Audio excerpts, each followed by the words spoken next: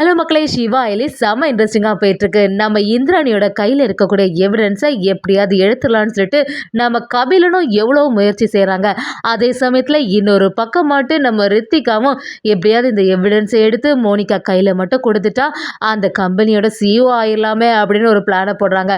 அப்படிப்பட்ட சுச்சுவேஷனில் நம்ம இந்திராணியும் செம மாசா இதுக்கு மேலே நம்ம வீட்டில் பாதுகாப்பே இல்லை, அதனால் அதிகாரிகள்கிட்ட சொல்லி எப்படியாவது நமக்கு பாதுகாப்பு கொடுக்க சொல்லிட வேண்டியதான் அப்படின்னு நம்ம இந்திராணி ஒரு பிளானை போடுறாங்க. அதிகாரிகள் வந்தவங்களும் நம்ம அயலியை பார்த்த உடனே அப்படியே சல்யூட் அடிக்கும் போது சொத்தி இருந்த இந்திராணி, கபிலன், ரித்திகா எல்லாருமே குழம்பி போயிடுறாங்க. ஒரு கட்டத்துல அயலி தான் அதிகாரிங்கிறது நம்ம இந்திராணிக்கு தெரிய வருதா. வீடியோக்குள்ள போறதுக்கு முன்னாடி நம்ம சேனலுக்கு சப்ஸ்கிரைப் பண்ணுங்க, அப்படியே பக்கத்துல இருக்க பெல் ஐக்கனும் கிளிக் பண்ணுங்க. அப்பதான் நான் போடுற வீடியோலாம் உங்களுக்கு நோட்டிபிகேஷனா வரும். நம்ம உதய பெருமாளும் இந்திராணி கிட்ட சொல்ல ஆரம்பிக்கிறாங்க, என்ன இந்திராணி ஆபீஸ்ல தான் வந்து இந்த மாதிரி ஒரு செயலை செய்தாங்க, இப்ப பாரு வீட்லயே வந்து இந்த ரவுடி பசங்க எல்லாருமே இப்படி போட்டு அடிச்சு போட்டுட்டு போயிருக்காங்க. இது நீ முழிச்சிட்ட, அதனால தெரிஞ்சது.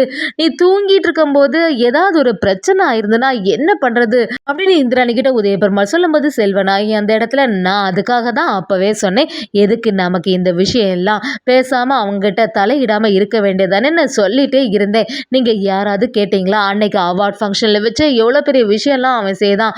அப்படி இருக்கும்போது அவனையும் நீங்க மாட்டி விடலான்னு சொல்லிட்டு ஒரு ஆதாரத்தை வச்சிருந்தீங்கன்னா உங்களை எல்லாம் சும்மாவா விடுவான்? எதுக்கு இந்த பிரச்சனை எல்லாம்?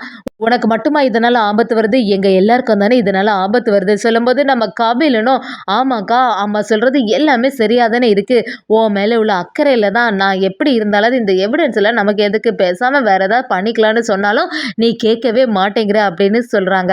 அதை கேட்டுட்டு இருந்த இந்திராணி, என்ன கபிலா பேசுற, என்னை பத்தி தெரிஞ்சுக்கிட்ட நீயும் இப்படி எல்லாம் சொல்லலாமா? நியாயமாட்டு அவங்களோட உண்மை முகம் எல்லாமே வெளிச்சத்துக்கு கொண்டு வரணும். கூடிய சீக்கிரத்துல இந்த மீடியால அவங்களோட உண்மை முகத்தை நான் ஆதாரத்தோட நிரூபிப்பேன்னு சொல்லிட்டு நம்ம இந்திராணி அந்த இடத்துல சொல்றாங்க.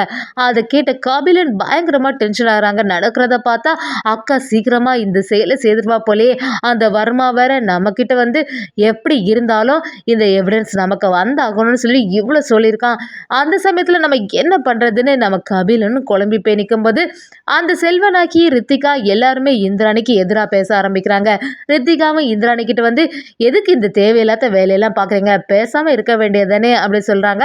இந்திராணி கேட்குற மாதிரி இல்லை. உதய பெருமாள் கிட்ட வந்து, நீங்க எதுக்குமே கவலைப்படாதுங்க சித்தப்பா, என்னாலையும் என்கிட்ட இருக்க ஆதாரத்தினாலேயே நம்ம குடும்பத்துக்கு எந்த பிரச்சனையும் வராம நான் கண்டிப்பா பார்த்துப்பேன்னு சொல்லி நம்ம இந்திராணி சவால் விடுறாங்க. அதே சமயத்துல நம்ம சிவாவும் அயலியும், நீங்க சொல்றது எல்லாமே சரிதான், நீ கண்டிப்பா எந்த பிரச்சனையும் வராது, இந்த எவிடன்ஸை சீக்கிரமாட்டு மீடியால ரிலீஸ் பண்ணிருங்கன்னு நம்ம அயலியும் சொல்ல ஆரம்பிக்கிறாங்க. நம்ம ரித்திகா அயலியை பார்த்து, அயலி எதுக்கு தேவையில்லாம இந்த விஷயத்துல எல்லாம் நீ தலையிடுற, உன்னால என்ன பண்ண முடியும் அப்படின்னு அவங்கள திட்ட ஆரம்பிக்கிறாங்க. அதே சமயத்துல நம்ம இந்திராணியும் ரித்திகாவை பார்த்து, என்ன ரித்திகா தேவையில்லாம நீ தான் பேசிட்டு இருக்க, அயலி சொல்றது எல்லாமே சரியா தானே இருக்கு, அவ சொல்றதுல என்ன தப்பு இருக்கு, கண்டிப்பா இதை நிரூபிச்சே ஆகணும் தானே அப்படின்னு சொல்லிட்டு நம்ம இந்திராணி ஒரு பிளானை போடுறாங்க. அப்படியே அவங்கள்ட்ட வந்து சொல்ல ஆரம்பிக்கிறாங்க, இனிமேயும் இந்த வீட்டில் உள்ளவங்களுக்கு எந்த பிரச்சனையும் வராது, அதுக்கு என்கிட்ட ஒரு ஐடியா இருக்கு, பேசாம நம்ம வீட்டை சுத்தி போலீஸ் பாதுகாப்பா கொடுக்க வேண்டியதான் அப்படின்னு சொல்லிடுறாங்க. இதை கேட்ட உடனே கபிலன் அப்படி ஆடி போயிடுறாங்க. என்னது இது, அக்கா இப்படி ஒரு முடிவு எடுத்திருக்காளே, அது எதுக்கு இப்படி வீட்டை சுத்தி இப்படி பண்ணணும் அப்படின்னு சொல்லி கபிலன் பயங்கரமா டென்ஷன் ஆக ஆரம்பிக்கிறாங்க. அப்படியே இந்திராணி கிட்ட வந்து, என்னக்கா பேசுற, எதுக்கு தேவையில்லாம அதிகாரிகள் எல்லாத்தையுமே நம்ம வீட்டு சைட்ல இருக்க விடணும் அப்படின்னு சொல்லும் போது இந்திராணி விடுற மாதிரி இல்ல கபிலா, நான் சொல்றதுதான் கரெக்டா இருக்கும் அப்படின்னு சொல்றாங்க. அந்த இடத்துல இந்திராணியை பார்க்கறதுக்காண்டி அதிகாரிகளும் வராங்க. அதிகாரிகள்கிட்ட இந்திராணி ஒவ்வொரு குடும்பத்துல உள்ளவங்க எல்லாருமே சொல்ல ஆரம்பிக்கிறாங்க, இங்க பாருங்க இது என்னோட சித்தப்பா தம்பி அப்படின்னு சொல்லிட்டு எல்லாரையும் நம்ம இந்திராணி அந்த அதிகாரிகள்கிட்ட இன்ட்ரடியூஸ் பண்ணி வைக்கிறாங்க. அந்த அதிகாரிகளும் எல்லாரோட ஃபேஸையும் பார்க்குறாங்க. இந்திராணி அவங்கள்ட்ட வந்து, இவங்களை தவிர சந்தேகப்படும்படி இந்த வீட்டுக்குள்ளே யாராவது வந்தாலும் சரி, வீட்டை விட்டு போனாலும் சரி, கண்டிப்பாக நீங்கள் அதை கவனிக்கணும்னு சொல்லிடுறாங்க. அதிகாரிகளும் எல்லார் முகத்தையும் பார்க்குறாங்க. கபிலன் பயங்கரமாக டென்ஷனில் இருக்காங்க. கபிலன் நம்ம எங்கே மாட்டிடுவோமோ அப்படிங்கிற பதட்டத்தில் இருக்கும்போது அயலியும் சிவாவும், என்ன இந்த அதிகாரி வர நம்மளை இப்படி பார்க்குறாங்களே அப்படின்னு யோசிக்கிறாங்க. நேராக அந்த அதிகாரிகள் சிவா இல்லையே பார்த்துட்டு இருக்கதை கவனிச்ச ரித்திகாவும் எதுக்கு இப்போ தேவையில்லாமல் இவங்களை பார்த்துட்டு இருக்காங்கன்னு சொல்லும்போது அந்த அதிகாரி நேராக நம்ம அயலி கிட்ட வந்த உடனே சிவா பயங்கரமாக டென்ஷன் ஆகிறாங்க. இப்போ ஏதாவது மரியாதை கொடுக்க ஆரம்பிச்சிருவாங்களோன்னு சொல்லிட்டு நம்ம அதிகாரியும் அயலி கிட்ட போய் அப்படி சல்யூட் அடிக்கிறாங்க. சல்யூட் அடிச்ச உடனே சுற்றி உள்ளவங்களுக்கு எதுவுமே புரிய மாட்டேங்குது. எதுக்கு இவங்க போய் அயலியை சல்யூட் அடிக்கிறாங்க அப்படின்னு நினைக்கிறாங்க. கபிலனும் நான் நினைச்சது எல்லாமே சரியாக தான் இருக்குது. அந்த அதிகாரி வீட்டுக்குள்ளே இருக்கிறது இந்த அயலியா தான் இருக்குமோ இல்லைனா சிவா தான் இருக்கா. இவங்க 2 பேர் தான் யாரோ ஒருத்தங்க அதிகாரியாக இருக்காங்க. இவங்க மூலமாக தான் எல்லா இன்ஃபர்மேஷனும் பாஸ் ஆகுது அப்படின்னு கபிலன் யோசிக்க ஆரம்பிக்கிறாங்க. அதே சமயத்தில் நம்ம அயலியும் அந்த அதிகாரியை பார்த்து ஒரு சைகை காட்டும்போது அவங்களும் சரி அதுக்கு ஏற்ற மாதிரி ஆக்டிங்கை கொடுக்க ஆரம்பிக்கிறாங்க. அந்த அதிகாரி நம்ம அயலியை மட்டும் பார்த்து இல்லை எல்லா குடும்பத்தில் உள்ள மெம்பர்ஸையும் பார்த்து அப்படியே சல்யூட் அடிக்க ஆரம்பிக்கிறாங்க. இதை கொஞ்சம் கூட கபிலனும் எதிர்பார்க்கல, நம்ம அயலியும் எதிர்பார்க்கல. அப்படியே அயலி யோசிக்க ஆரம்பிக்கிறாங்க. எப்படி இருந்தாலும் இந்த எவிடன்ஸ் வர்மா கைக்கோ கபிலன் கைக்கோ போயிடக்கூடாது, கரெக்டான சமயத்தில் மீடியாவுக்கு சேர்ந்துடணும் அப்படின்னு நினைக்கிறாங்க. நம்ம இந்திராணியும் ஒவ்வொருத்தவங்களையும் சொல்லி வச்சுட்டு இனிமே உங்களோட வேலையை பார்த்துக்கோங்க அப்படின்னு சொல்லி உள்ள போகிறாங்க. நம்ம செல்வனாகி விடுற மாதிரி இல்லை.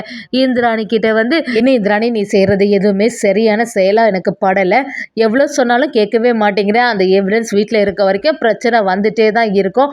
உனக்கு மட்டுமா ஆபத்து வருது, குடும்பத்தில் உள்ளவங்க எல்லாருக்குமே ஆபத்து வருதுன்னு சொல்கிறாங்க. அதை கேட்ட இந்திராணியும் அதான் இப்போ பாதுகாப்பு கொடுத்தாச்சுல சித்தி, இதுக்கு மேலே இந்த விஷயத்த பேசாதுங்கன்னு சொல்லிடுறாங்க.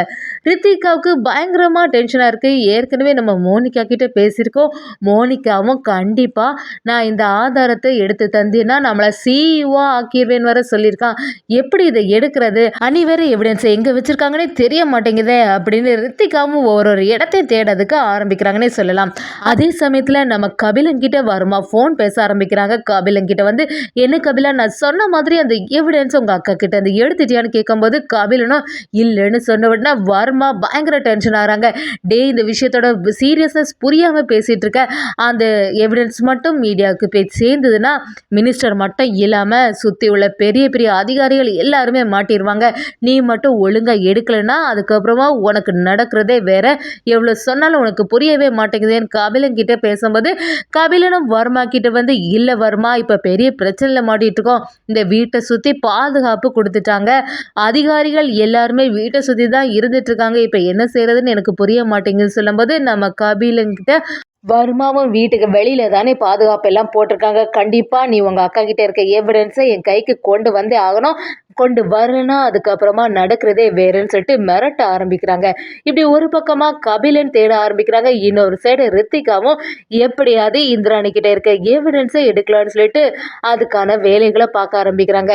இவங்களோட எல்லா திட்டமே நம்ம அயலி சிவாவுக்கு தெரிய வருதுன்னே சொல்லலாம்.